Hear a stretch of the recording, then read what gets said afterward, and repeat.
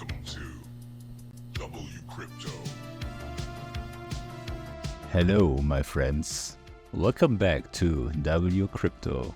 Today, we're diving into Bitcoin's latest price action, the key levels we're watching, and what the charts are telling us about the next big move. Stick around until the end for all the insights you need. If you watched yesterday's video, you'd know I stayed out of the 15-minute long signal trade at $90,500 on the 16th. The reason? Bearish signals on the higher time frames. Turns out that was a solid decision. Bitcoin has been slowly trending downward and ranging since then. We've even broken below the first blue horizontal ray at around $90,100, which signaled the previous higher low. Late yesterday, we tested the second blue horizontal ray, our next lower low, at $89,500. Now, while I'm itching to snipe these 1% waves, I'll stay on the sidelines for now. Why? Monday is just around the corner, and historically, it's Bitcoin's most positive day of the week. On average, Mondays see gains of 1.99%, with over 50% of Mondays closing in the green.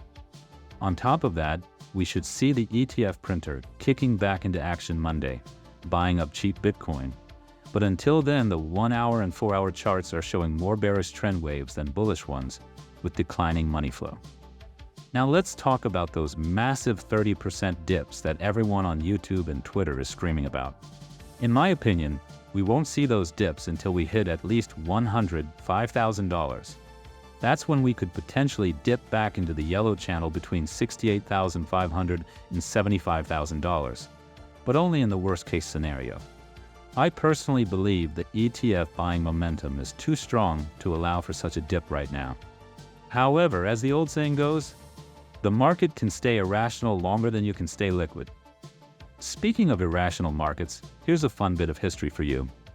Sir Isaac Newton, the man who discovered gravity, was no stranger to financial markets.